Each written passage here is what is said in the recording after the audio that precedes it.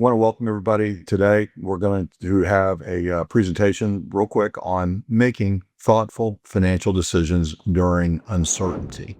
This is an important conversation because what we really want to talk about during life is there's a moment that tends to happen when something in life changes financially. And it's usually quiet. It's not a big decision yet. There's not a clear plan.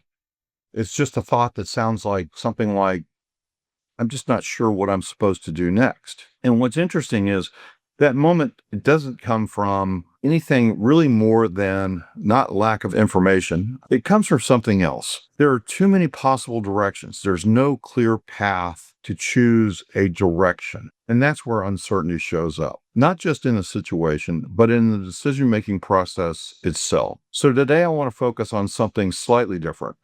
It does not have to do with money, but it actually has to do with the way that we make decisions when the path isn't obvious. So first off, we want to reframe. We want to reframe our decisions. And when people think about their financial decisions, they often think about bad information. But more often than not, it's not about information at all. It's about timing, it's about pressure, and it's about emotion. Uncertainty tends to lead to three patterns. First off, trying to solve everything at once, waiting too long because nothing feels clear, or reacting quickly just to relieve the discomfort of not making a decision. None of those come from a lack of knowledge, but they come from how uncertainty feels. So instead of trying to remove uncertainty completely, a better approach is to have a way to work through it. But let's talk about that new framework. We want to talk about what actually needs a decision right now. And sometimes when change comes, like a job or income, it can feel like everything needs to be decided immediately. But not every part of the situation requires a decision. A helpful first step is actually asking what needs to be decided right now.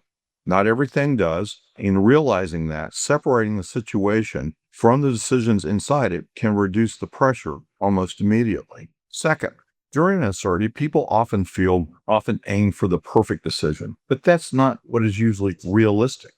A more helpful question becomes, given where things stand right now, what is a more reasonable next step look like? And that might include preserving flexibility, reducing unnecessary risk, or giving yourself time. This shifts the goal from the perfect to the appropriate. And I want you to remember the old adage that perfection is the enemy of the good.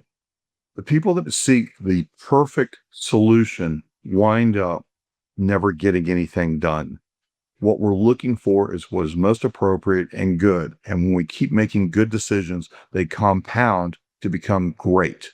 Step 3, build in the ability to adjust. One of the biggest sources of stress is feeling like a decision is permanent. But many financial decisions don't have to be that way. They can be made with the understanding that this is the right step for right now, but if things change, I can adjust to that later. This creates space to move forward without needing total certainty. I can tell you that total certainty very rarely ever exists. So let's talk about how we're going to apply this. If we look at something like a change in job, marital status, kids, the pressure often comes from feeling like I need to solve this entire situation immediately. But a more structured approach looks like identifying what truly requires action now. Clarify what a reasonable next step looks like. Let's not try and eat the whole wedding cake in one bite. Let's take a look at what our next step is, and then making decisions that leave room to adjust. Having that flexibility gives you a great deal of ability to adjust and move forward in these uncertain times. And there is always uncertainty. That doesn't remove uncertainty, but it changes how we move through it. Finally, on the key takeaways from this, the things that I really want you to remember from today. If there's one thing to take away, it's this. The uncertainty doesn't mean that you can't make good decisions. It just means that the process needs to slow down.